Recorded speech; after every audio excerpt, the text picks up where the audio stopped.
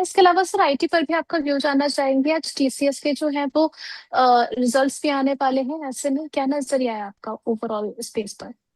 देखिए, टीसीएस के बारे में मैंने पहले ही बताया था कि आईटी स्टॉक अभी फिलहाल थोड़ा कंसोलिडेट होता हुआ नजर आएगा, लेकिन शॉर्ट टर्म के लिए अगर आप हम्म। बाइंग की बात करें तो निफ्टी आईटी स्टॉक्स में जैसे टीसीएस हो गया, इन्फोसिस हो गया, इसमें आप बिल्कुल एक फ्रेश बाइंग कर सकते हैं। 2034 के आसपास अभी ये काउंटर ट्रेड कर रहा है, जबकि अगर आप टेक्निकल चार्ट्स देखें तो सारे ही एक अच्छे खासे सपोर्ट जोन के आसपास ट्रेड कर रहे हैं। तो बिल्कुल हम्म। टीसीएस में एक फ्रेश बाइंग अभी भी की जा सकती है। कोई अगर होल्ड कर रहा हो तो ये एक्यूमुलेशन जोन में अभी फिलहाल है। टीसीएस चलिए ठीक है। इसके अलावा आगे बढ़े, क्योंकि आज समय ज्यादा लग गया है मौसम की वजह से, आपके नजरिए से सर कोई ट्रेड बन रहा है बाजार में? देखिए, जैसे वॉर एस्केलेट हो रहे हैं, एंड जब भी वॉर एस्केलेट हुए हैं डिफेंस सेक्टर एक अच्छा खासा मूव दिखाई देता हुआ नजर आ रहा है। तो फिलहाल कोई स्टॉक अगर चार्ट पर अट्रैक्टिव नजर आ रहा है तो वो है बीईएल।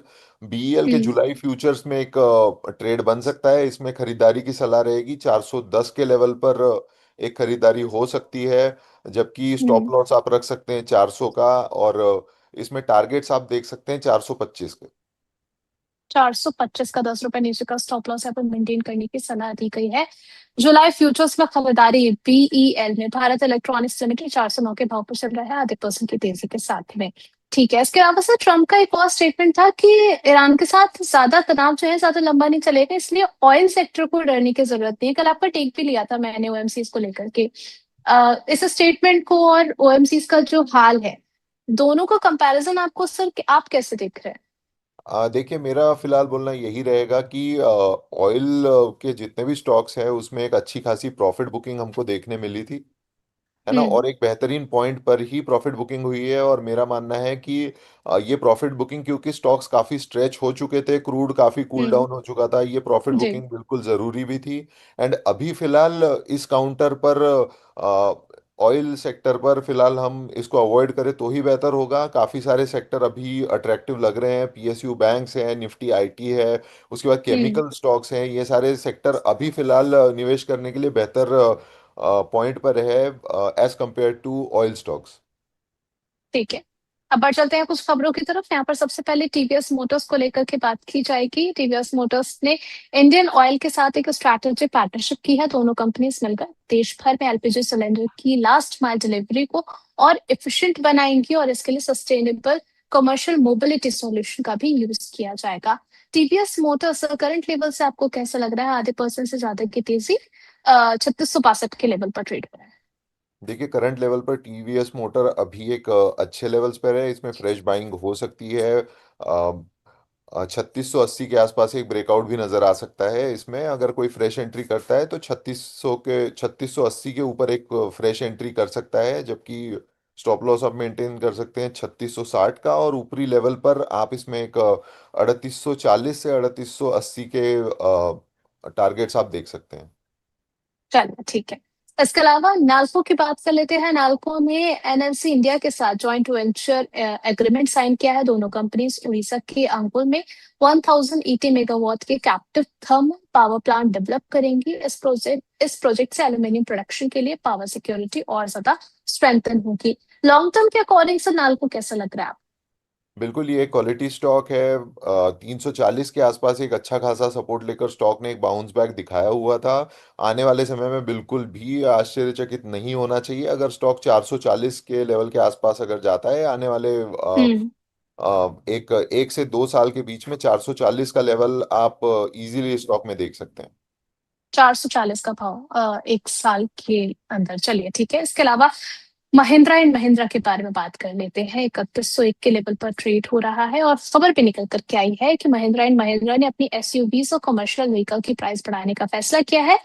10 जुलाई यानी कि कल 2026 से एसयूवीज की प्राइस एवरेज 2.7% और कमर्शियल व्हीकल की प्राइस 2% तक बढ़ जाएंगी। अब सर महिंद्रा एंड महिंद्रा की गाड़ियां तो काफी अच्छे लोग खरीद रहे हैं, काफी डिमांड भी मार्केट में देखने को मिल रही है। प्राइस इंक्रीमेंट के बाद आपको लग रहा है क्या कुछ इम्पैक्ट पड़ेगा डिमांड का? देखिए, मुझे ये लगता है कि जैसे प्राइस इंक्रीज की बात हो रही है, तो अब देखने वाली बात ये होगी कि कंज्यूमर इस पे कैसे रिएक्ट करते हैं, क्योंकि आने जी। वाले समय में आप एम&एम ले लीजिए, मारुति ले लीजिए, सारे ही कंपनीज अपनी इथेनॉल कंपैटिबल कार अभी लॉन्च करने के लिए बिल्कुल तैयार बैठे हैं, जिसकी वजह से हम ऑटो स्टॉक में एक अच्छी हम्म। खासी रैली भी देख रहे हैं। हम्म। तो अब आने वाले समय में क्वार्टर रिजल्ट्स भी कुछ डिसाइड करेंगे कि ये स्टॉक अब अपसाइड जाता है या डाउन साइड, क्योंकि फिलहाल स्टॉक पर तो ये सॉरी चार्ट पर तो ये स्टॉक कंसोलिडेशन जोन में ही नजर आ रहा है। ठीक है। कल आपकी तरफ से बजाज ऑटो को लेकर के भी कमेंट्री आपने शेयर की थी। अब बहुत सारे दर्शक ऐसे होंगे जो कल नहीं जुड़ पाए थे, आज हमारे साथ जुड़ रहे हैं। क्या राय रहेगी आपकी बजाज ऑटो पर? बजाज ऑटो में बिल्कुल एक बाइंग की ही सलाह रहेगी। आज फिलहाल एक छोटा सा डाउनफॉल हमको नजर आया हुआ है, लेकिन हम्म। लॉन्ग टर्म अगर आप बात करें, आप पिछले 3-4 सेशन की बात करें, तो एक बेहतरीन अप मूव बजाज ऑटो ने दिखाया था। 9800 से लेकर 10,200 तक के लेवल तक का मूव बजाज ऑटो ने हम्म। दिखाया हुआ था। और आने वाले समय में आप ये आज का जो डाउन है, ये एक फिलहाल टेम्पररी नजर आ रहा है। 10,700 से लेकर 10,900 तक के लेवल आने वाले समय में बिल्कुल ये स्टॉक में नजर आ सकते हैं। ठीक है। साथ ही साथ आयशर मोटर्स को लेकर के भी आपका रुख जानना चाहेंगे सर। फंडामेंटली कंपनी आपको कैसे लगती है, और टेक्निकल चार्ट्स की अगर हम बात करें तो चार्ट स्ट्रक्चर आगे के लिए क्या इंडिकेशन दे? देखिए, फंडामेंटली ये कंपनी बहुत अच्छी है, लेकिन टेक्निकल चार्ट्स की अगर आप बात करें, तो फिलहाल ये स्टॉक कंसोलिडेशन जोन में ही है। नीचे लेवल पर अगर बाइंग करने की अपॉर्चुनिटी अगर कोई चाहता है, तो 7,000 के लेवल का आप वेट करें। अगर ऊपरी लेवल पर ब्रेकआउट की बात करें, तो 7,700 के ऊपर एक ब्रेकआउट नजर आ सकता है। उसके ऊपर अगर सस्टेन करता है, तब एक फ्रेश बाइंग करें। अदरवाइज इसके बीच में इस स्टॉक को इग्नोर, मतलब अवॉइड ही करके चले तो बेहतर होगा। ठीक है। इसके अलावा एसबीआई का जरा चार्ट लेकर के आइए। खबर है कि एसबीआई ने सिर्फ एक महीने में एफसीएनआर डिपॉजिट के थ्रू 1.5 बिलियन डॉलर यानी कि 12,500 करोड़ रुपए रेज किए हैं। बैंक एनआरआई कस्टमर्स को अट्रैक्टिव इंटरेस्ट रेट और डिपॉजिट के अगेंस्ट लोन फैसिलिटी भी दे रही है।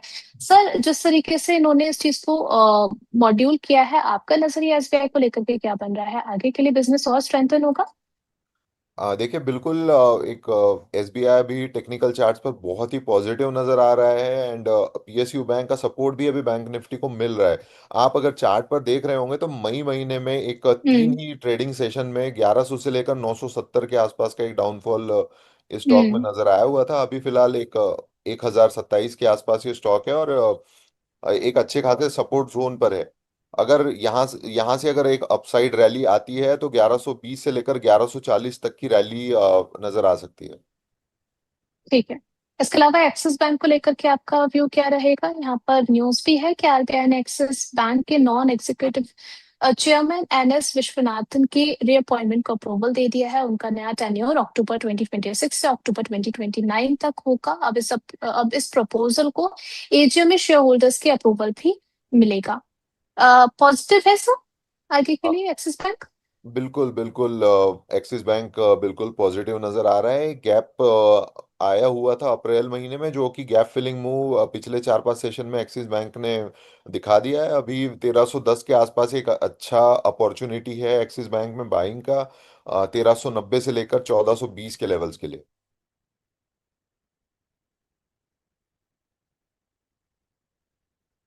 1010 की इनकी बाइंग है। आगे के लिए क्या रुक रहेगा इस पर? बिल्कुल इस स्टॉक को होल्ड करना चाहिए। 1,060 के आसपास इस स्टॉक में एक फ्रेश ब्रेकआउट जोन भी है। अगर वो ब्रेकआउट देखने मिलता है, तो एक 52 वीक हाई आप इस स्टॉक में फिर से देख सकते हैं। चलिए, ठीक है। एक और हमारी प्राइम मेंबर है, इनका क्वेश्चन है स्विगी को लेकर के। कह रही है 280 की कॉल बाय कर सकते हैं क्या स्विगी में? फिलहाल इस काउंटर में ऑप्शन बाइंग की सलाह बिल्कुल नहीं रहेगी। अगर कोई निवेशक है जो लॉन्ग टर्म इसमें इन्वेस्ट करना चाहता है, तो वो बिल्कुल करे। अदरवाइज स्विगी में 280 का कॉल तो बिल्कुल भी बाय ना करे, क्योंकि अभी इस स्टॉक में एक स्लो मूवमेंट देखने को मिल सकता है। ठीक है। इसके अलावा सर स्विंग ट्रेड के नजरिए से इन्होंने दो नाम यहाँ पर दिए हैं, आपसे जानना चाह रहे हैं।